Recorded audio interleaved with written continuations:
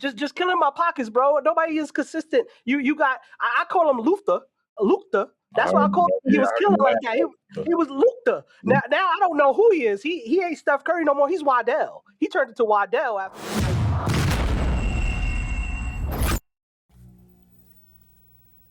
Welcome to the In My Defense podcast, where we chop it up about sports, culture, and life the way it was meant to be discussed. Bold takes, thoughtful analysis, and real talk. And here, nothing's personal, but in my defense. And if you're watching on YouTube, please like and subscribe. We got my brother Canty on tour right now in Tokyo with his wife and his baby Odile. So he said, hey, you can bring a guest. I was like, hey, who could be the person that I can bring? I gotta bring my brother from another mother, somebody that I have more than a decade worth of a relationship with, from the Hitman Podcast. My brother Chris, what's good, Brody? My dog, what's the word, bro? How you feeling, man? Shit, I'm under weather right now. Like I'm trying to survive. I don't know what Brooke did to me, but she was sick and kissing on my pillows. That don't help me, man. That don't help me, man. That's how you know how it is. That's how it happens with the shorties, bro. I be having to do. You remember back in the day we used to do checks, 3 feet, no pressure. When it comes to kids, bro, they come with all type of brand new mutations with the sicknesses, bro. I feel you. I'm a girl dad myself, so you already know when they come in, it's a brand new surprise every time they come back from school. Like, damn. Yes, sir. Yes, you can't dodge it though. That's the sucky part, because you dodge it, then it's like, but Dad, I want a hug, I want a kiss, and and then you look like the scumbag that don't want to give a hug and a kiss because she a little under the weather. But now, now I'm sitting here sounding like Snuffleupagus. Well, I appreciate you thugging it out, bro. Thank you for having me on the show, man. Shout out to our brother Canty. He's across the pond over in Tokyo doing his thing with the fam. So I'm substitute teacher for today. Back when they used to roll in the TV for you to watch, everybody be quiet, chill out. It's gonna be a cool day. But I'm happy to be on the show, man. I'm a big fan of the show. I've been telling you since the beginning. It's been a long time coming. I love what y'all are doing, man. I love being a part of it. So cheers to year one. I hope we got many more coming. So I'm proud of you. Appreciate you having me. If those that don't know, if you have not listened to the Hitman Podcast, this guy has been doing this for years and talk everything from basketball to football. But we got him here, and I think you guys don't know that he is behind the lens of so many of the games you watch on different networks, basketball, WNBA. So I'm happy to have you in the room, and we'll be able to chat just a little bit. Did you get a chance to watch that draft this week, though? I don't know how much you got into it. I know you're a Chicago native. How did you feel about your Bears? How do you feel about your Bears? Yo, it's different. It's a different feeling, and I mean different in a real way, bro. I don't think that we've ever had this much confidence, this much like hype, this much optimism. BJ coming in, turning the whole culture around. We got the Iceman, you feel me? Yep. It's big things, Aguan. I know you from New York, so I know you feel me. But I think we're about to be back to the moniker, the Monsters of the Midway. You know what I'm saying? And then we had a real dope draft too. Got some killers. You heard me? So I'm looking forward to what we doing this upcoming season, bro. I got my cheese grater. I got my cheese grater hat. Oh, your cheese grater hat? Yes, sir. So you telling me y'all gonna repeat? Y'all gonna repeat as NFC North champs? The Kings in the North. You feel what I'm talking about? All right. Jon Snow got banished after a while. You seen the last episode, so it can go either way. Yeah, and then on the east side, the Beast in the East, man, the Giants did their thing too, bro. I don't think see.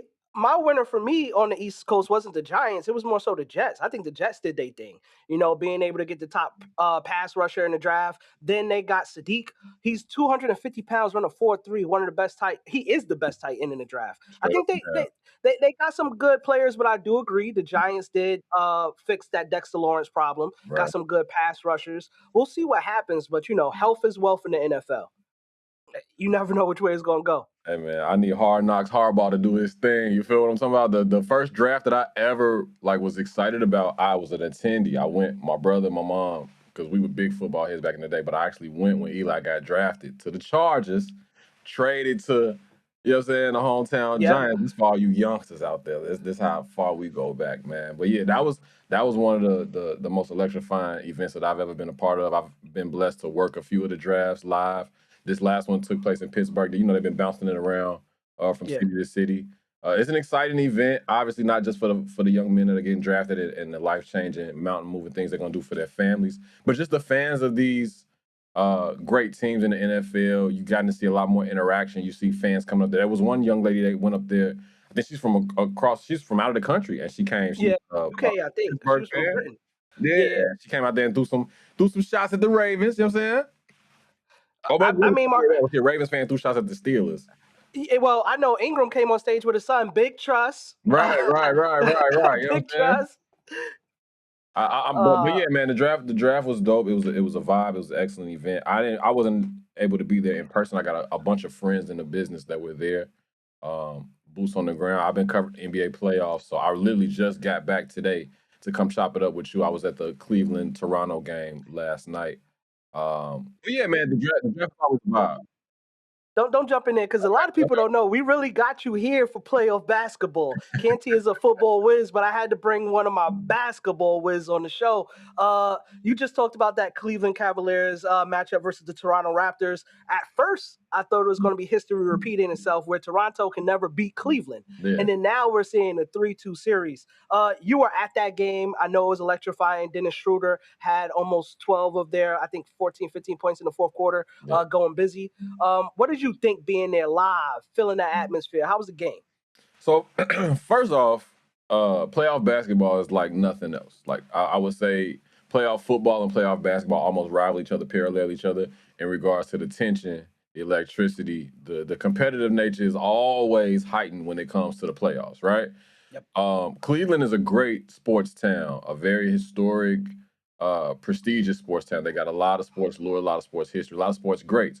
And the Cavaliers are hungry for a championship. We're going on the 10-year anniversary of their first and only NBA title with LeBron, you know what I'm saying, 2016.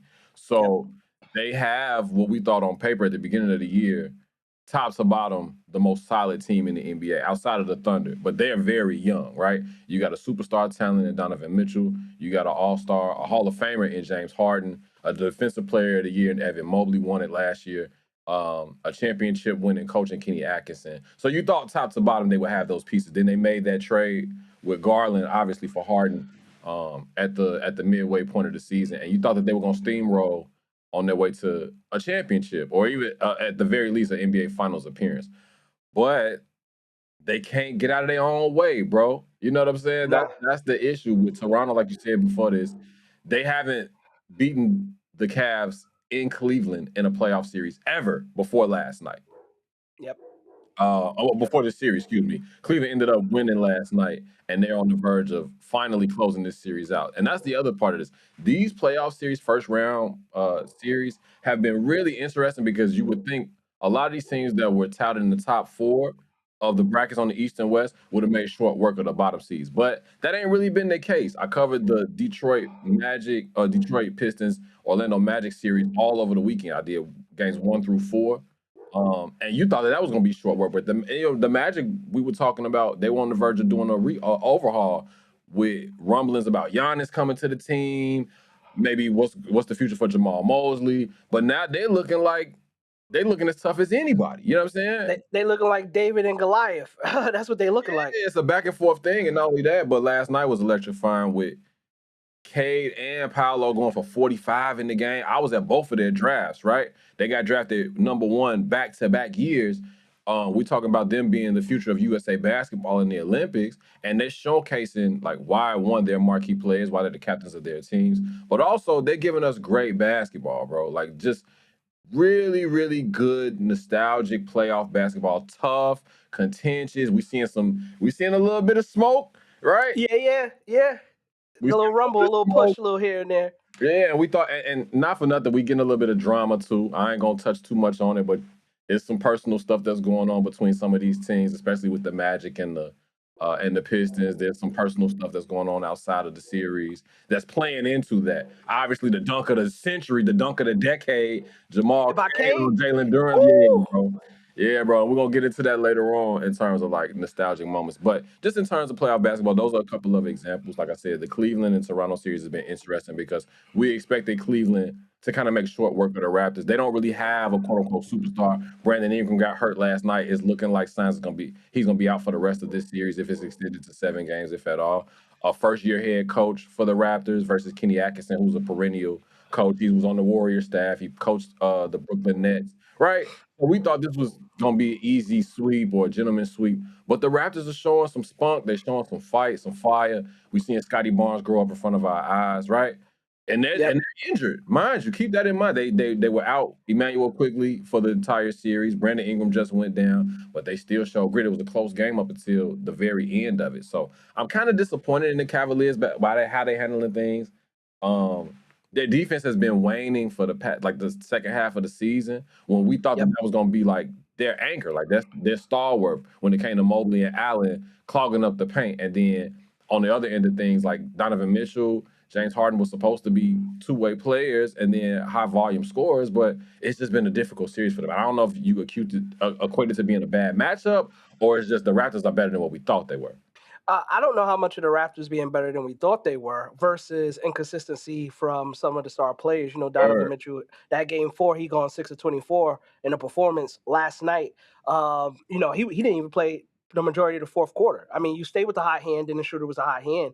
But at the same time, you need to have your stars show up. And we all know the criticism about Donovan Mitchell is when the playoffs come, he sometimes rises and give you 60, give you 50, but then you get the same old Donovan Mitchell who team gets out the playoffs before they even get to the Eastern Conference Finals. 3 years in a row, we thought that the Cavaliers was going to be that team to challenge Boston, and then 1 year would challenge New York, and then it just never comes together. I thought that the James Harden trade and how him and Jared Allen was doing that good old 10 to 20, you know what I mean?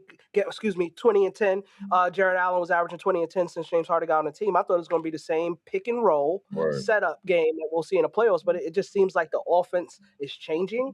But having a dog like Dennis Schroeder with more than a decade of experience and then being able to play in over 70 playoff games, what did you see from him in real time and just how he electrified and got to the bucket over and over and over again?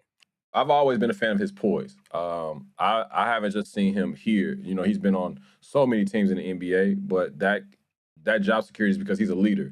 He's been in big time situations, but I've also covered him internationally, right? I covered him last year in Paris at the Olympics when he had that surge for the German national team, right? Gave the USA a scare, gave Serbia a scare.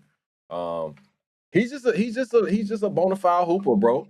He's been in every big time moment. He knows the scenarios. He knows his role, right? He never gets too hard or too cold. Now, mind you, he's a feisty player. He got a little attitude on him. He can shake things up when he needs to, but he never gets out of the moment. He's never beyond himself. And in those instances where he's got the ball in his hand and it's his opportunity to be efficient, mind you, when he came in, he took somebody's job in Atlanta, right? Once upon a time. Yeah, definitely did. Out of nowhere, became a starter, and then he's just been a force in this league. He's on Sacramento. He's he's been in Detroit. He was on the East Coast. He played for Toronto. He played for Brooklyn. He's been just about everywhere that you could think of. The Lakers, right? Now we criticized him back in the day when he kind of like money. Yeah, he wanted something different with Boston and couldn't quite get it situated. But I think that when it comes to his game, you need a Dennis Schroeder. I think every team in the playoffs wants a Dennis Schroeder on their team because he can guard multiple positions. He can play multiple positions, whether you want to be a facilitator, a playmaker, a passer, a scorer. He can do just about anything that you ask him to do at any point in the game. His attitude gives you the notion that he never feels like they're out of a game. They were down 20 in the series not too long ago. And he, again, showed up, showed out, displays his ability to not only be a great player, but a great teammate. And everybody gave him praises from Spider to James Harden last night. Even Kenny Atkinson, he was like, when they did the locker room post-game interview, he's like, man, that's the way to fight adversity. He's like, because I sat you last game, right? And in those instances, a younger player might sulk, they might have an attitude, they might not be as engaged. He never got out of himself. He kept the main thing. And then he responded right last night, and now because of his efforts, a great credit to his efforts, they're on the verge of moving on to the second round. They wouldn't have had that. They wouldn't have won that game last night without Dennis Schroeder. No, they wouldn't have, and they needed his energy in the fourth quarter, and he provided it. he's consistent in providing that energy, like you said, the poise. But let's switch gears to another series that a lot of people are saying is going to be a legacy series. I don't think it's going to be a legacy series. I don't know if you know what game I'm talking about, but we're talking about the Los Angeles Lakers versus the Houston Rockets. We know last night there was a 99-93 loss in Game 5. There is a big game. We're recording on Thursday. The big game is tomorrow, May 1st. LeBron still had 25, but Jabari Smith, he showed up and showed out. 22 points. Easton, he showed up at 18 points, messed up my parlay. I can't play with this guy no more. Pause. Just killing my pockets, bro. Nobody is consistent. You got. I call him Luther. That's what I call him. He was killing like that. He was Luther. Now I don't know who he is. He ain't Steph Curry no more. He's Waddell. He turned into Waddell after a couple games. I don't know what's going on with Luke Kennard, but they're saying that this might be a legacy-defining playoffs for LeBron James. Him being over 40 years old, 2+ decades in the league, but right now he's averaging 22 points, 8 rebounds, and 8 assists. Well, 9 assists if you round it up. What are you seeing from LeBron in this late age that you can say, hey, he's going to bring them over the hump? You just got AR back yesterday. AR's going to be here on Friday. What are you seeing in this series that makes you say this is really a legacy-defining series for LeBron? Or is it just another series to get another win? So let's back up for a second. 99-93. How strange does that sound in the NBA today? Bro, that we watching, right? Another reason why I said like the playoffs is a different animal. 99-93 when we talking about the all-time scoring leader, right? In the league, in the history of the league. I'm with you, bro. I don't necessarily think it's a legacy-defining series.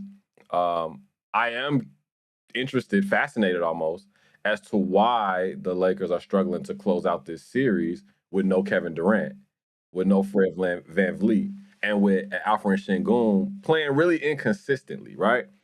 LeBron's not having a great series. He had some great moments, right? Obviously, that was it the game 2 where he had the clutch 3 and then the overtime buckets.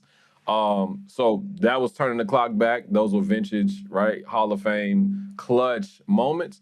But overall, he's having to do those types of heroics because they're not in good positions in the last 5 minutes of the game. DeAndre Ayton has not been playing well. Kudos to Vanderbilt, who stepped up with some defensive effort. And then, like you said, up until you called him Luther, I was calling him Luke. You feel me, from the 2 Live crew. Uncle Luke. Because of how crazy he was going. Because Luke Kennard was. We talked about some steals in the draft earlier. I'm talking about he was the steal of the trade deadline, right? He had been sitting around waiting on somebody to come and get him. And then when he comes over to this team, he's looking like otherworldly. But he didn't have a good showing last night. Reed Shepherd got Reed's revenge on LeBron because he had a steal in the previous game to get the Lakers that 3-0 lead. And then he ends up stealing the ball back to bring them back to get the victory for the Rockets last night. Jabari Smith also, he joked a little while ago, few years back when he was like first couple years in the league, told LeBron like, you played with my dad. And so now Jabari Smith Sr. trying to kind of sticking it to the king and getting a win. Youngest team ever to win a playoff game. And we're talking about the Rockets here, cumulative age. And that's with the baby Thunder in the league, right? Not as talented. There was some questions about whether or not Ime was gonna last after this season, depending on how this series went. They've had no point guard, no remnants of a point guard all season. And it just came out today that KD's going to be out for game 6. So for me, bro, the Lakers got to, like with JJ Redick kind of getting criticism as well, like you got to close it out. You got to close it out in Houston. Like this series has kind of gone on far too long. And in order for them to close it out, I think you got to go to LeBron and say, hey, man, like I know this wasn't the plan, but we need one of them 2015, 2018 games. Like we need 37 and 12, right? We need you to dominate the game. We need the time of possession arrow to swing our way, right? And I think they need to do it in dramatic fashion. I think they need a blowout in order to get confidence because you know what's waiting on them in the next round, right? The longer this series goes, the champs have been chilling. They took care of business, right? They seem to have been, other than San Antonio, they're the only team that kind of took care of business. So They would have had if round 2 starts on Sunday. I'm scheduled to go somewhere. I don't know where I'm headed this weekend yet. I'll find out after the games tonight. But if it's a round 2 matchup where they close out the Rockets and they're facing the Thunder, the Thunder will have had another week off to chill, to recuperate. They had questions about Jalen Williams, his health. But that's all the time that that's the most beneficial thing that they could have right now. And then they started at the crib. So the Lakers, if they close it out in Houston, they'll get a couple days at home, and then they have to travel to Oklahoma City for a game 1. I think in order for you to go in feeling your best and being in the best position to have a great series, you got to blow them out. You got to blow them out in great fashion. There has to be some chemistry that's built there, and I think it starts with LeBron. I don't think they're going to be able to match. This is me talking in prophecy, because I think LeBron is going to win. The Lakers are going to win. They're going to get to the next round. I don't think they can match the firepower of OKC. Now, if you need Marcus Smart giving you 4 or 5 threes, you need Luka. Well, we're going to call him Luke right now because he's on that bullshit. Luke right now, you need him to give you 3 or 4 threes. You need LeBron to give you 2 or 3 threes. If you need so much shooting just to be able to compete with an OKC team, I think there's inconsistency there. There's going to be a ton of inconsistency there. But the matchup I'm looking forward to, and you could say, Q, he's old. I want to see what Marcus Smart does with Shea. I want to see how he bothers Shea. I mean, he's a former Defensive Player of the Year finalist, right? So I'm not going to discount. He won 1 year. Yeah. I'm not going to discount Marcus Smart at all. Nobody's been able to figure dog out. Nobody's been able to figure out like his wiggle, his getting to the line, right? His telepathy with the referees, whatever you want to call it. Nobody's been able to figure it out. I think if you're talking about a student of the defense, a Sith Lord of the defense, Marcus Smart is going to be up to the challenge. The Lakers are not Star Wars when it comes to defense. And in order for them to compete with the Thunder, let alone win the series, it's going to be I think it's going to be a chess match with the coaches between J.J. Redick and Mark Daigneault. Do I think that they can keep up with the firepower? No. Do I think that they can keep up with the pace of play? No. So how do you do that? Styles make fights, right? We talk about that in boxing. We talk about that in basketball. The Lakers are going to have to slow the game down. They match up physically around the same, right? They got some bigs. They got DeAndre Ayton. They got Vanderbilt. They got Hachimura. They got some size, and then they got they got that dog. They got 23 in yellow. So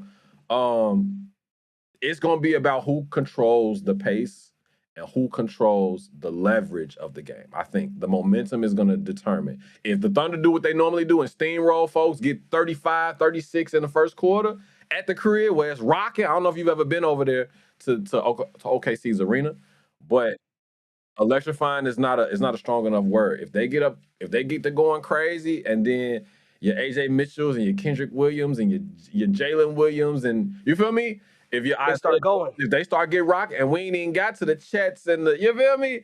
If it gets like that, after the Lakers were just in a dogfight with the Rockets, we might be talking about a Western Conference Finals with the Thunder, and it's sooner than what we think. So I'm worried when it comes to the Lakers, because it's not like, okay, you beat the Rockets, now you win a grand prize. It's like, damn, you beat the Rockets and now you going, you feel me? Like you going right to the champs, to the champs. It's like you dodged the bullet, but now you got to duck a freight train. Like so it's one of those things where it's like, man, it's gonna take some serious grit, some serious resilience, and I think they're gonna have to grow up fast. Some of those guys that have never been deep into playoff runs, right? There's championship experience on the court, obviously, and not for nothing.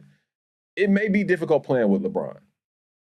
If you're not one of them ones, if you ain't never been there and been in those situations, it may be difficult. Being a corner boy, that's what might be difficult. Crazy. So you saying LeBron is Marlo? You aim at the king, you better not miss. You know what I mean? Crazy. Like, I never heard that before. But Austin Reeves, right? He understands the moment. He's elevated his game year after year after year.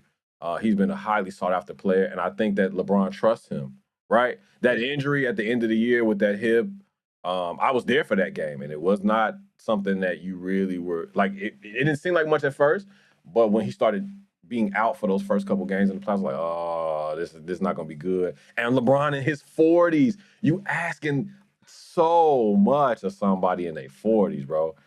Bro. You listen. I ran track. I tried to go out there and run right now, and I'm 36 and I'm hurting. So I could imagine somebody windmilling from the dotted lines Bro, and still in their 40s, bro. It's phenomenal. I be It's just making sounds phenomenal. like a broken car just getting up out of bed. So I'm like, Uh, yeah. You feel me? So just asking LeBron to turn it on one more time and give us another magic moment. We saw what happened with the Warriors where we're like, yo, can we get some more Steph magic? Can we get some more of that from 10 years ago? And Phoenix kind of put that to bed, right? I don't when you talk about it being a legacy series, LeBron's done more than enough. He can walk away from this whenever he feels like it. He can pay his check, call the waiter for the check whenever he's done.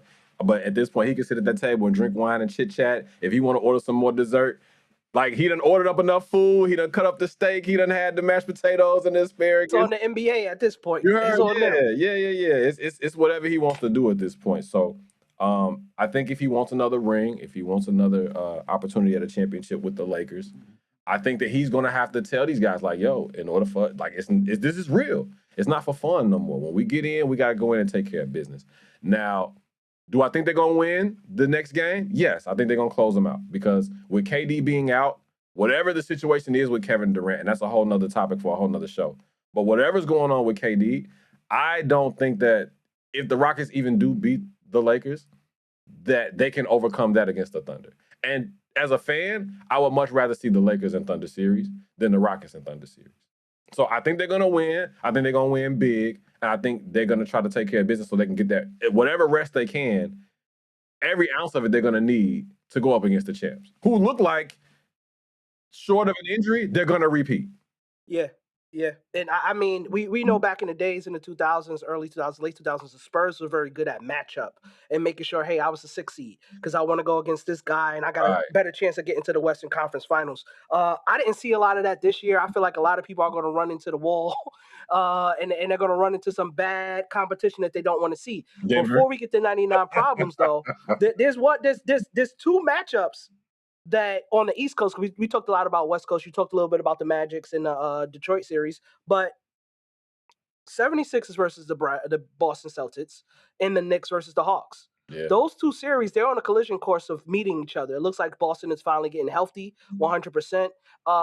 They got not only Jaylen Brown coming with confidence, being able to lead the team this year in points, but also they have Jason Tatum being able to come back from an injury and looking like he never skipped a beat. And then you got Nico. Nicola. I always loved him when he was on the Chicago Bulls, to be honest with you. He was a good guaranteed 15 and 20, or at least 15 and 15, and he could shoot that three too. Right now, both teams are 3-2. All without anything going wrong, because we know these games are tonight. I think the Knicks are going to advance. I think the Celtics are going to advance. Before we get to 99 problems, talk to the listeners about that series and what does that mean as we talk about matchups and who's going to 9 out of 10 get to the Eastern Conference Finals. I don't think it's a foregone conclusion that the Knicks are going to win. I think the Hawks still got a chance. I think the series is going 7 games, bro. I think it's going 7. The Knicks can't close. They have a dog. They have a white hat, right? I see you with the white hat. Shout out to In My Defense. Um, they have a white hat in Jalen Brunson. But there is no other closer on the team. So when it comes down to the last 5 minutes, those clutch variables, Mikal Bridges is on a milk carton, bro. He's on a wanted poster. Cat, if he doesn't get the ball, if he's not getting the touches that he wants, he is all but non-existent. And CJ McCollum and Jalen Johnson and Dyson Daniels and everybody else that got two names that start with the same letter on the Hawks are not fucking around. They are not playing with them. They're not scared of the Knicks. They're not scared of the fact that they think TV and America wants the Knicks in the finals. They are like, yo, y'all gonna have to come down here and get it.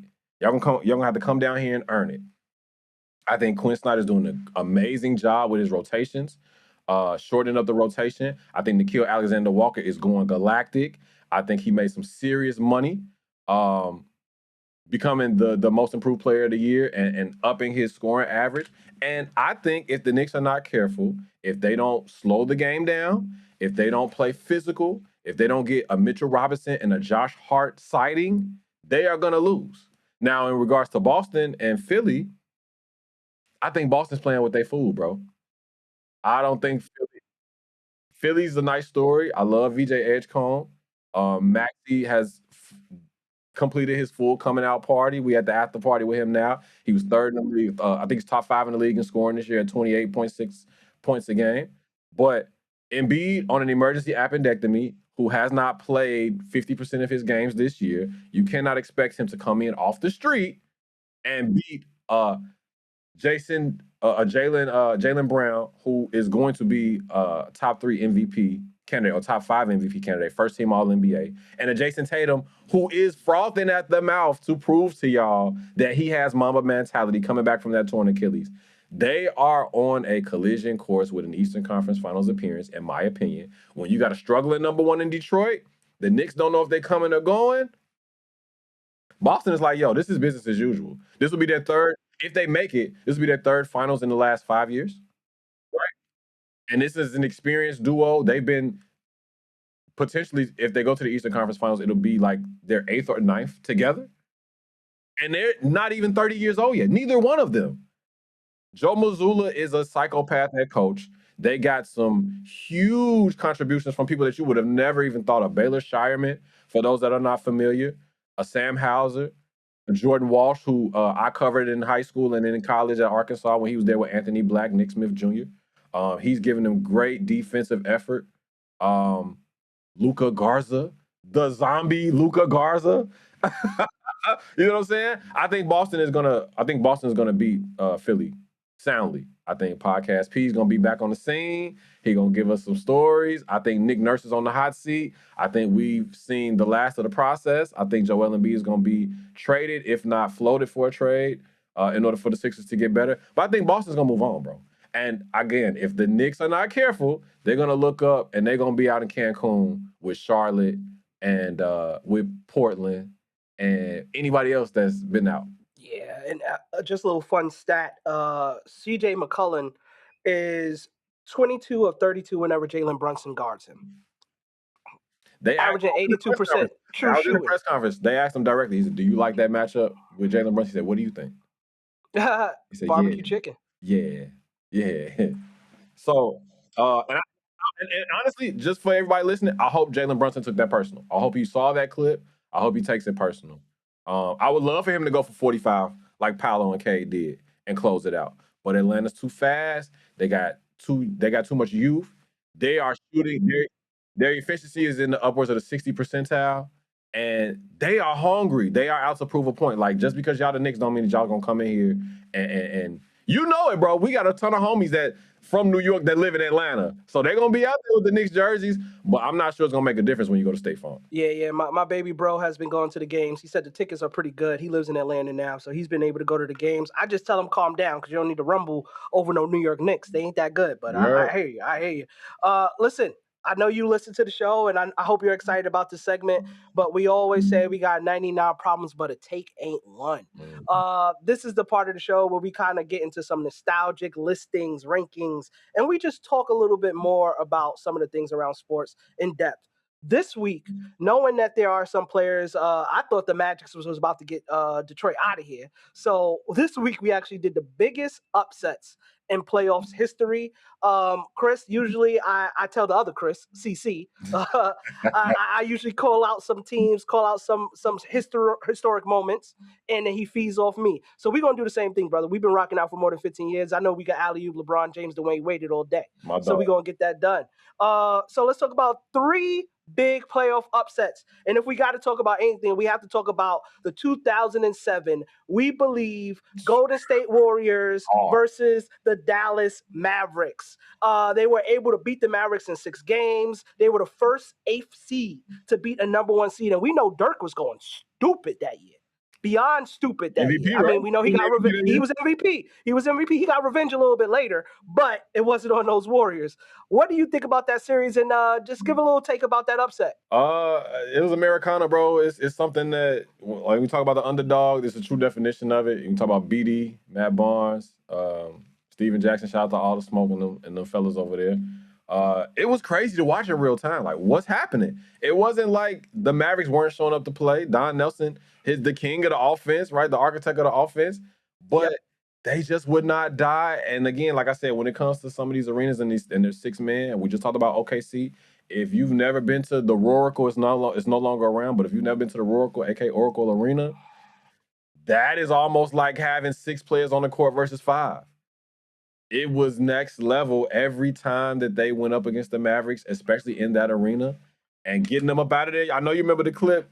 Dirk was Yeah. through the hallway, kicking over bikes, knocking over shit. Like, had him in the torture chamber, bro. And they ultimately did the impossible. They knocked out a number 1 as a number 8 seed. Never happened in the history of the league. I was speechless at the time. But for me, I'm gonna switch it up a little bit. I know that we talked about basketball, but when it comes to playoffs, one of the most miraculous playoff upsets I've ever been a part of, I've been witness to, was '04 with the Red Sox and the Yankees, bro. And I know that hits close to home with you. You know what I mean? They were murderers row reincarnated. Nobody really gave the Red Sox a chance except themselves. They would call themselves the idiots, and Kevin Millar was like, "Yo, don't let us win 1. Don't let us win 2." Right? David Ortiz, right, became a folklore hero, something out of a fairy tale. And then in that game 7, Johnny Damon was going galactic in Yankee Stadium, led off with a home run. I think he hit 2 or 3 home runs in that game. Sent him to the World Series. Curse of the Bambino cured. Bro, the first team that ever go 0-3 and come back. That and we talking about Big Papi, Manny Ramirez. That's like the human version of going Super Saiyan, like God mode. Nothing can touch you. We bulletproof. He was hitting everything. Like, damn, is he on HGH? Is he got the limitless?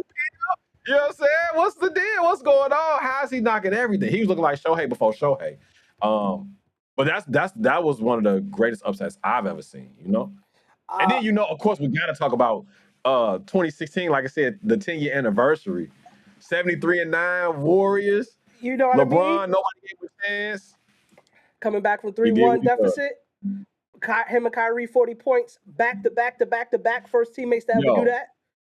Party wing special, 40 pieces of, you know what I'm saying, from both dogs. You feel me? Ultimate Warrior t-shirts all over the world. That's what we Ultimate Warrior is crazy. The one of the greatest trolls in sports history, man. I mean, if you want to talk about another sport, let's talk about the 08 New York Giants killing the Patriots' perfect season.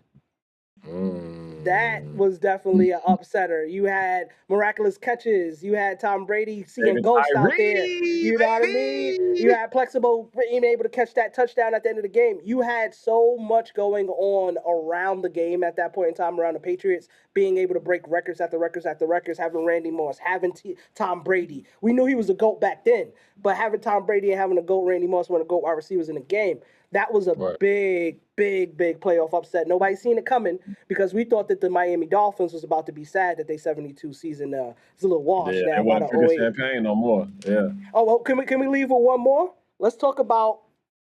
And I know we started with the Mavs losing, but one series, and this is me.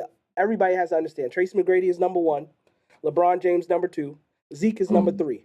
So if he's my number 2 favorite player of all, I'm a realist sports fan. I'm not gonna, be riding him like a rodeo horse. I remember in 2011 when Dirk went on that revenge tour, everyone he had to go through to get to the Heat. And then when he got to the Heat, listen, I don't know what they felt about LeBron, but we know LeBron has transitioned his game to being able to do mid-range, post up, shoot from the 3. Back then, if you made LeBron shoot, that helped you win a game. That helped you win a game. What did you think about that series, seeing who Dirk went through, going through Kobe, going through the baby OKC? Back then, it was the baby OKC Thunder with James Harden, Kevin Durant, and Westbrook. People won't believe that all 3 of them was on the team at the same time. That's a whole nother topic for another day. Right. What did you see in that series, in that 2011 series? Another one going God mode, going galactic, right? When he was it was him and Jet Terry kind of doing it on their own. You had the Matrix, but it all fell on Dirk's shoulders. A lifer in Dallas, somebody kind of like KG's story where it was getting to the point where somebody might have said you overstayed your welcome. It might be time for some fresh air, like KG puts it. But Dirk stayed down. He stayed disciplined, right? Went through cold when he was otherworldly, right? The number 1 with a bullet. The Thunder, who clearly were up next, they ended up being in the finals the next year against the Heat. after Durant's MVP season, seeing potential MVPs in Westbrook and in Harden all on the same team, like you said, setting records. But Dirk just wasn't having it, bro. Everything he threw up went in. Long range, post ups, mid range. He's making passes that you probably wouldn't have believed would have made it, and he was getting his ass whooped. Not just in that finals, but that whole series because they knew that's all that Dallas had, right? But he had a perennial Hall of Famer in Jay Kidd, the current coach of the Mavericks, which is crazy. Uh, and when they were trolling him, they were doing the coffin, LeBron and D Wade and the Miami Vice outfits, right, with the paisley suits on and all of that. They was feeling themselves a little too overconfident. Um, Amazing, spellbinding almost. Dirk has a statue out there in front of the AAA or the AAC, excuse me, for a reason. And he's just such a modest, humble player. You see him on Amazon now. Shout out to the team. BG, Taylor Rooks, Udonis Haslam, Dirk, Steve Nash, they're all there. But they go to him for insight a lot when it comes to like take us into the minds of these players right now. What are you thinking when you're down 3-1? Or what are you thinking when it's a close game, potentially overtime in the fourth quarter of a playoff clinching matchup? And he's like, you got to put people in the dirt. When I was doing this, my thing in 2010 and 11, there was not, you win 3 games, you win the series. And I had to do that 4 times, right? And I don't know if I would have to go back and look and see if they were underdogs, what the lines would say. No, But they I don't think weren't. that they were favored in They any of weren't. the series that they were Especially in. against the Miami Heat. And he took them all the way Listen, to the top, bro.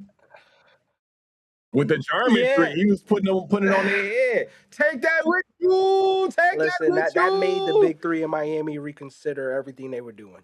That's exactly what that happened. I mean, it helped every For player in that series, not only Dirk's legacy, but I think LeBron changed to a different animal the next season when that happened. It made him become a better player. Well, this is the part of the show we all can relate to. It's our wins and losses for the week. Some people have triumphs, some people have pitfalls. But for us, we're going to talk about both. My brother Chris, so what's your loss for the week? I would say it's my loss, but I'm trying to track down this story. I don't know if you peeped it from this JP Morgan CEO. The sex slave. I'm talking about trolling my man's wife, talking about I'm not gonna repeat what she called her, what she said to her. It's crazy, it's despicable, but that's definitely a loss. And we've been seeing a lot of CEOs, a lot of executive vice presidents get they just due by letting their intrinsic thoughts kind of come out a little too loud, Yeah. right? Obviously we got a story in football that is kind of nasty. Some basketball situations that's going around with some of our stars in the league. They're still in playoff contention. They got some personal things going on. So hearts and minds, prayers and thoughts to those players and those coaches that are kind of dealing with some difficulties now while they're still trying to maintain and do their jobs. But for those folks that are just putting their foots in their mouths and doing some things behind the scenes that are just nasty, like, you got to correct yourself. You got to get with God, and you got to get with whoever you pray to, because we money is at a premium, right? And everybody, it's sharks in the water. So that's what I would say for the losses. As far as the wins, the Michael Jackson biopic, man. Everybody killing it. Yeah. It was the #1 grossing biopic in history. I think it upstaged Bohemian Rhapsody and Get On Up and Ray. They've already confirmed a part 2 coming out next year. I think the working title is Michael Jackson because the first one was titled Michael. Shout out to Jafar Jackson. He did an amazing job. I got a chance to check it out over the weekend. There are certain scenes when he puts the shades on, bro, you're looking at Michael Joseph Jackson, not Jafar Jackson. I won't spoil it for anybody that hasn't gone and seen it, but I will say go see it. Go see it. Go see it. It's the king of pop. The king of pop. I'm a Michael Jackson head, bro. I loved Mike. I cried when he died. I know exactly where I was at when it happened. And so to kind of see this, I wasn't the biggest fan of the movie. There are great performances in the movie. Coleman Domingo does great as Papa Joe Jackson. Nia Long does a tremendous job as Katherine Jackson. But it just took me back, bro. And when you hear that music, when you hear that it's a wrap. So that would be my win. Okay, we got both my brothers' wins and losses. My loss for the week goes to Damon Jones pleading guilty. He is pleading guilty to those federal charges, 2 separate illegal gambling charges, and one is tied back to LeBron James and Anthony Davis telling the people when they were hurt throughout the season in 2022 through 2024. So imagine that 2 years worth of them sitting and watching you. Come on, man. You go from player, then you go from player to teammate. I remember when who was it? J.R. Smith said, "I'm gonna throw the soup at you." They ain't throwing the soup at him no more. They throwing the book at my brother. So he pled guilty, and we know that Terry Rozier, Scary Terry, he about to be real scary because he got some new charges pending on him. So those losses with those betting and gambling scandals, as you talked about, the other CEOs, the things going on with reporters and coaches in the NFL, just something we don't want to see. But my win for the week is all those great players that got a chance to now see their lifelong dream come to life. All the players that were drafted in all the rounds of the NFL draft, we want to give you guys your kudos. You Let me hit the round of applause for you, brother. I like that. So we want to be able to give you guys your kudos because we know, as a former athlete, there's a difference between a high school athlete and a college athlete, and that's the change in business. Yes. And then you go to the professional level. There's a discipline. There's I wake up every day at 5. There's I don't go out with my friends this time during the season. There's so much you guys have sacrificed to get to this point, and we want to give you guys your love, your wins, and buy your mama a house or something when you get a chance. Wait till you stack your bread up. Don't do it right away. You're going to go broke. But buy your mama a house. Tell her thank you. And your dad, too. Don't forget about the dads. We know Mother's Day is coming up, but Father's Day is in June. We don't want to forget about the dads either. We got dads on the show. But let them know where they can find you at, Chris. Yo, so check us out, man. We everywhere that podcasts live. The Hitmen Podcast on Apple, on Spotify. Hit us up on the socials at the official Hitmen Podcast, at Labeled and Known, all one word. My partner, my brother MG at Virtuoso Sports. Y'all can hit us up in the mailbag too, the Hitmen Podcast at gmail.com. Again, bro, I love you. I appreciate you. Thank you for allowing me to share the space with you. Shout out to Canty.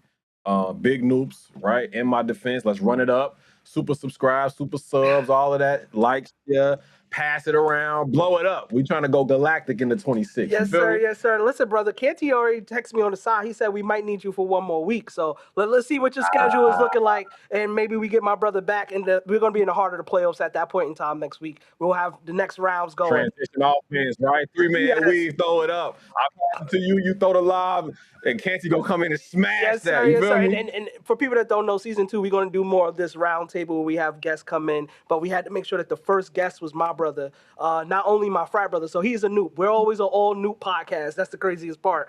But that is my brother. He's been there for every big moment of my life, every baby shower, every wedding, everything. So I'm happy that you're on the show. And as you guys know, you can always find me at QE_Beeman1. Please like and subscribe. We're at over 5,000 subs. We want to keep moving, growing. And at the end of the day, there's never nothing personal. But in our defense,